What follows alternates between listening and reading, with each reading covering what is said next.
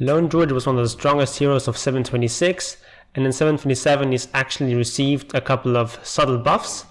So in this game we're going to look at how those buffs affect itemization. In particular, we're going to see him actually build Blade Mail in this game, which he wouldn't have seen in 7.26. And we're also going to look at how to play the game as Lone Druid. If you're a bit behind the early game, how can you recover, how can you still contribute even if you don't have the highest net worth? Lessons that cannot be unlearned. Welcome to the Church of Obelisk. My name is Jon. The player we're following here is White Satin. He's not a known pro player, but he's a very high MMR player. I think he's like ranked 90 on the EU leaderboards. And this is also like a really high level pub. I think it's about 8.6k MMR average. We're going to see some known pro players here. That's 33 on Void Spirit. This is Resolution playing Lycan. It's a very high level game.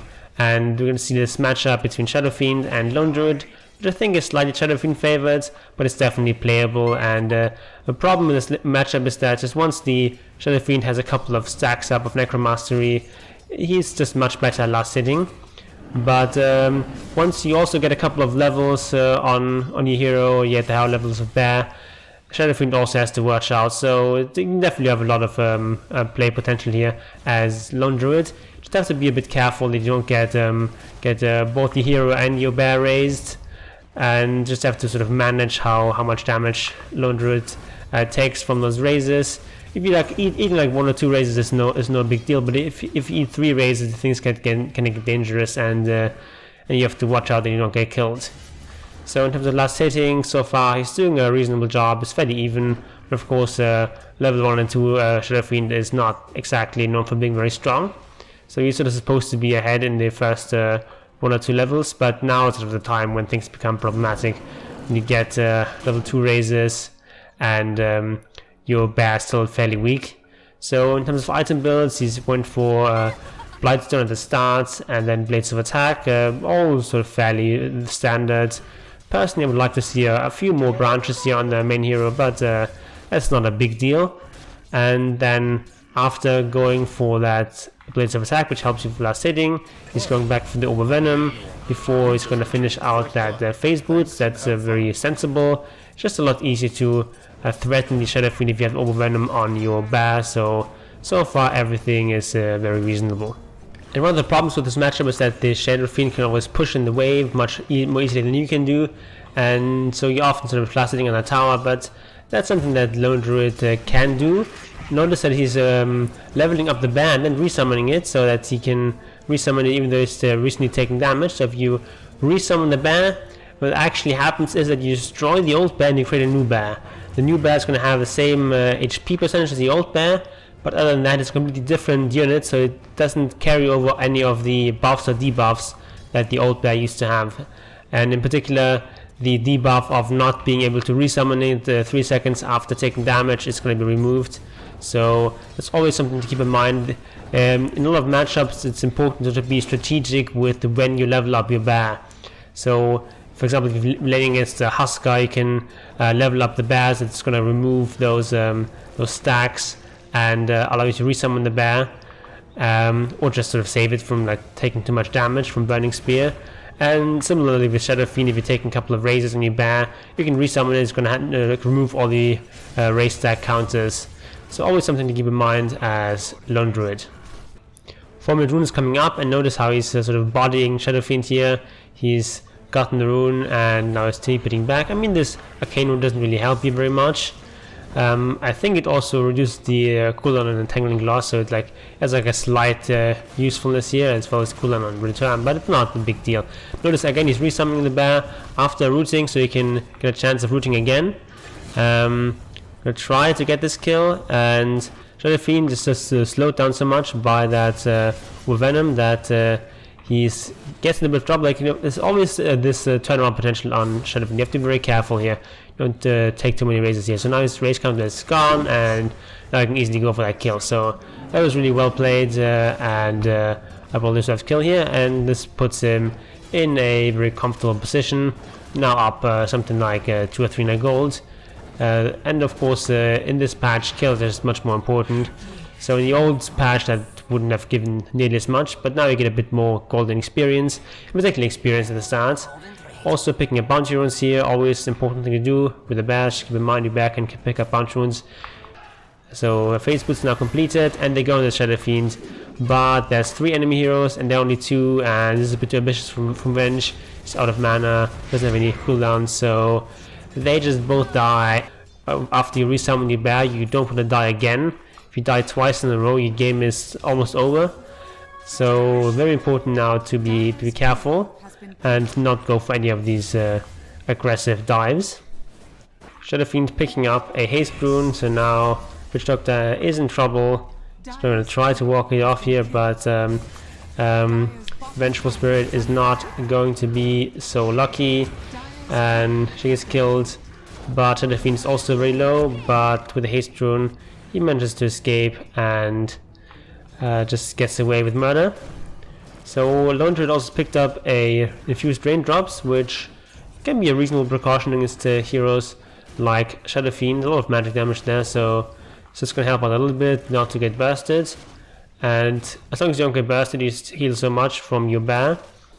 But it's just important to have like a little bit of extra safety blanket here. It's not necessarily an item that you always want to go for, but in particular matchups such as Shadow Fiend, it can be quite helpful. He wants to get that tower, of course, middle tower, very important tower. If you can get that early, that's very helpful, opens up the map a lot. He's going to try to get this, and then they do get the last hit here. Last hit tower gold was reduced slightly in the current patch, but it's still very, very important. But of course the most important part is just not getting a tower denied.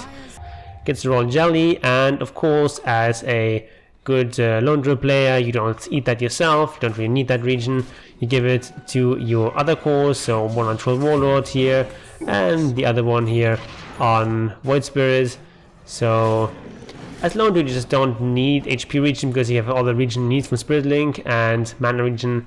You don't really use much mana, so it's a kind of wasted item. Much better on other heroes. So now they're gonna go for the top lane, and a problem that has existed for a while is he doesn't have a TP on the bear, so this bear is kind of low, and they're going in now very, very deep, and yeah, this is honestly much too deep. The enemy heroes are not really dying, bear is getting really low, as is the Lone Druid himself, so pretty disastrous dive. And to have any chance of really fighting this, he's gonna have to resummon the bear. And now of course if he dies, it's going to be a very dangerous position here. He also has the Mask of Madness still on the hero, has to pass it over to the bear, and in turn Lone Druid gets focused by the tower and he is going to die. So yeah, I don't really understand this deep dive here. As Lone Druid, like if you don't have any levels in raw or true form, you're just much weaker at fighting and you're not nearly as resilient as you usually are. Like, you got that level of Savage Roar like during that fight, but you really need the level in Savage Roar and in true form. That really makes you a lot harder to kill. The Spirit Link is more of like a farming and sustaining ability than a fighting ability, so just having these two maxed out and not any points in the other ones means that you should be more careful in terms of what fights you take.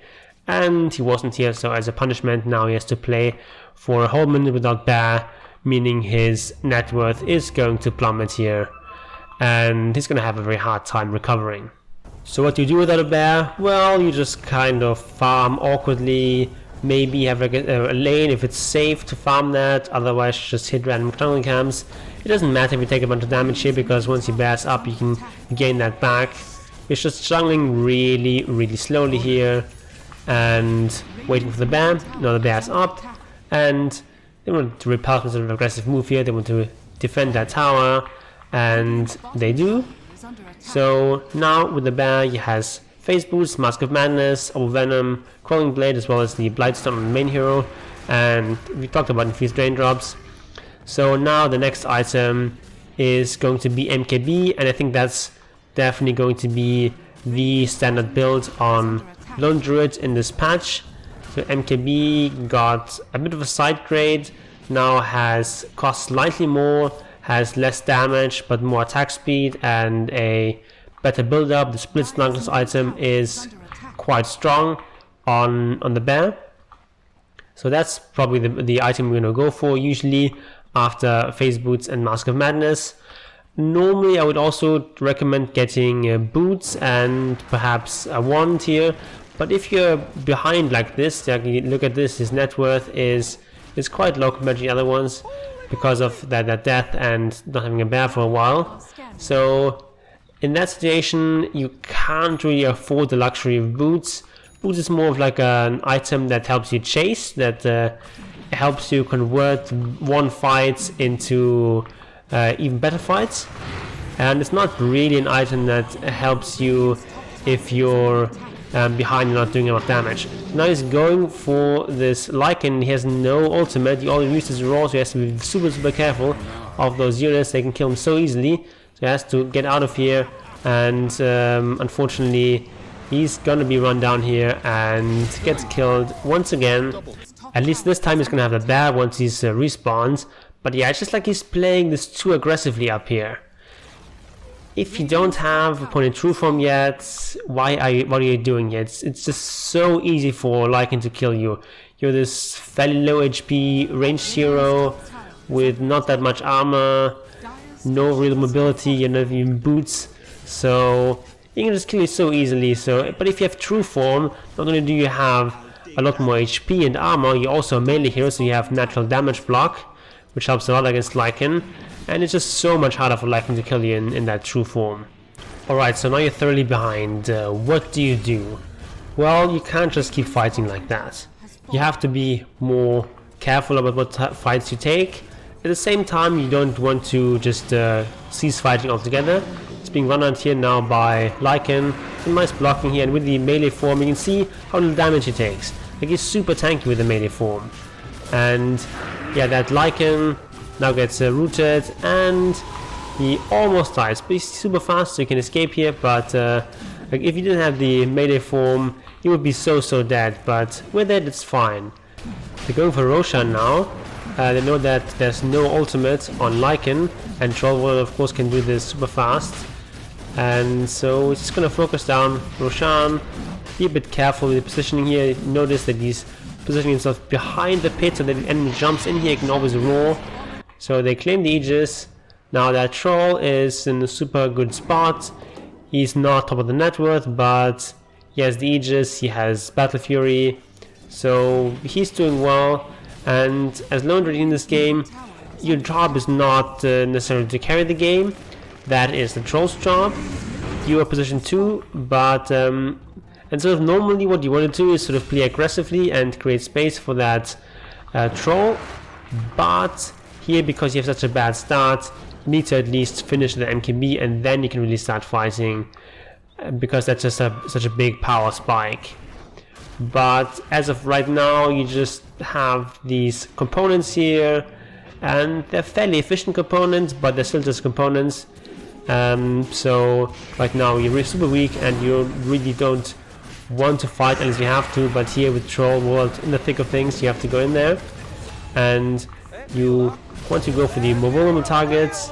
Shadowfiend with his PKB is kind of difficult to kill, but they're trying to get the win rate here, so super good fight here, and as making up somewhat for that net worth lead now.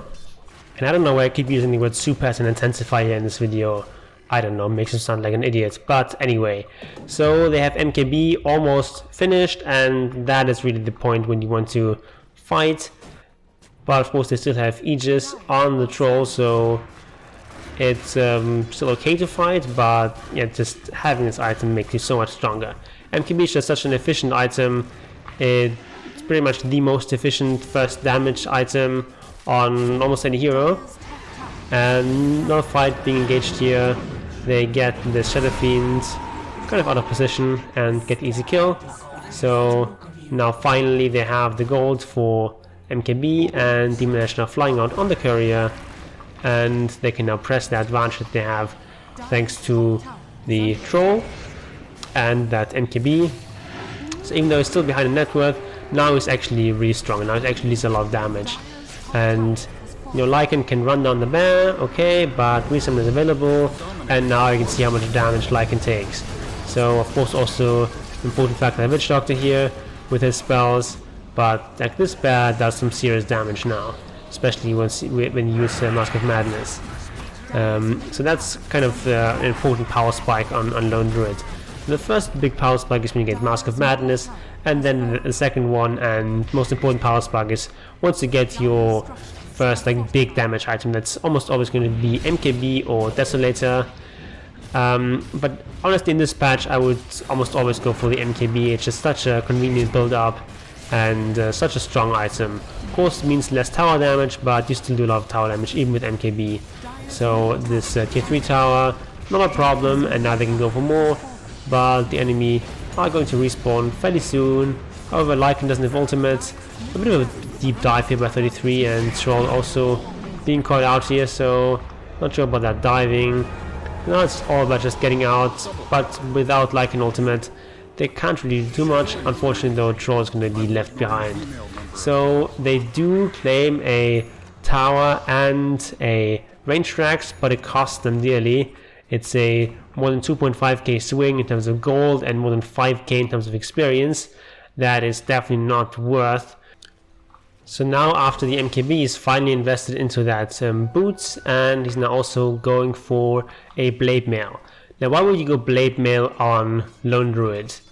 Well, in the old patch blade mail used to give int, and that's of course a stat that Spirit Bear doesn't get. But nowadays the blade mail gives a bit more armor, and it has this passive return ability that passively returns 20 damage plus 20% of the attack damage. So that's really powerful. And just like all these stats the blade mail gives are good for the bear. The bear wants damage, the bear wants armor, and the bear's often going to get focused down, especially if you're like pushing high ground, you're sending the bear first. And without blade mail, you're just focused on the bear. Bear dies, and then you can resummon and try to do it again, but then you're going to be useless for the next 2 minutes. But if you have blade mail, they can't really focus down the bear, because they're going to take a lot of damage. I mean, they can still do it, but if they do, they're all going to be weakened up, and then you just resummon and then take the fight. So blade mail actually, I think, a surprisingly strong item on this new Lone Druid, and I don't know what the enemy is doing here. They're gonna get caught out, and it's gonna be a good fight here. At least in terms of like the straight up fighting power. The problem is just that this Radiant lineup is a bit lacking in disable. So especially now that Witch Doctor and Void Spirit are dead, they have these heroes that are strong at straight up fighting, but you can't really catch the enemies, and they're quite elusive. So in the end, it's a 3-for-2 exchange. Just because they just got kited, and they get the Shadow Fiend, which is important, but they also lose their Void Spirit and their 2 supports. So slight win here for the Dire lineup. Some Courtesy being sniped, that's always nice. Roshan is once again engaged. They have Alpha Wolf, which helps out the Troll a lot. Doesn't really do anything for the bear, but it's great for the Troll. So they take this Roche. Cheese is claimed. I think it's actually going to give this to Void Spirit, which is fine. Lone is actually going for a Moonshot. I'm not sure about that. I honestly would have liked to see an AC much more. Also gives you some of that attack speed, and just since you're playing position 2, it's just a really nice item to get that it gives you bear a lot, but also helps the team. And particularly that Troll Warlord would really appreciate the extra armor and armor reduction. I mean, the attack speed is also nice, just means you get those stacks up much faster. Meanwhile, White Satin farming very aggressively here. Yeah, he doesn't know where anyone is, and just sort of wandering around here, wandering right in the enemy team. He just gets assassinated here. So that's rather unfortunate, and now of course the enemy team can try some aggressive plays, but they're still fighting into this Aegis, so this fight is not necessarily going to go well for them. Shadow Fiend actually gonna get killed here, and yeah, that's just the danger of fighting without Lycan ultimate. So even though Lone Druid died, it kind of baited the enemy into this very unfavorable fight, so it's actually still fine. Still defeats up, so they're just gonna keep pushing here and try to see if they can force some more objectives. Lone Druid still working on that moon shard, and of course you can see how fast this bear attacks here. And even though it doesn't have the Desolator and MKB only works partially against buildings, it's still a lot of damage. And also now he has the Mindbreaker, which gives him some extra attack speed and damage. Quite a strong item on the Spirit Bear. So slow this down a bit, normal speed again, and you can see this tower just dies so fast against Lone Druid and the Troll. So with Weaver down, they're trying to go in here very aggressively. Nice jump forward here from the Troll Warlords, and they take the Raxes, and from here they have a very large advantage. And you see the net worth, Lone Druid is still not doing too well. We just bought these very efficient items like MKB and Moonshard and Mask of Bandits, just the most efficient damage items you can buy basically. And then he has that Blade Mail, which gives him some protection and just sort of punishes the enemy for focusing that bear. I haven't seen him use that super well so far in this game, but at least in theory it's a very strong item, and definitely I think something that Lone Druid is going to experiment with. And I think it's particularly strong in these kinds of games where you're not doing too well in terms of net worth. Like if you're super owning and you're just killing everyone, maybe Blade Mail is not the item for you. But if you're in a game like this where you're kind of behind but like you're still contributing a decent amount, just having the super efficient item of Blade Mail is a strong choice. First problem with Blade Mail is that it's in this awkward range where it's an item that's too expensive that you really don't want to sell it, and it's also an item that just is cheap enough that it starts clogging up your inventory. So if you go into the late game, this is not the item for you. But here in this game, you're not too worried about that because first of all you're underfarmed, and second of all you have this Troll Warlord to carry you. So you just want this efficient mid-game to early late-game item in the Blade Mail that just does a lot of damage and helps you out in fights. They go for kind of awkward smoke, Lone Druid not here, so he's just gonna bait them, but we see our Void Spirit gets revealed, so they know someone is nearby, so they go for this fight, and here gets focused down with the bear and the troll. And so now we can just chase and maybe find something more. Bane gets disabled and he can't place right out of this with Nightmare. So it's a really strong fight, and 4 heroes down. Lycan is alive, but his ultimate is going to run out right now, so now they can just go and end this game. But yeah, just see how powerful this Lone Druid can be even when he's underfarmed. They can just go and end this game and claim the victory here. If you like this video, please give it a thumbs up, tell your friends about this channel, and if you haven't already, subscribe and ring the bell so you don't miss all the new content I'm creating for this new patch. And all is willing, I'll see you next time.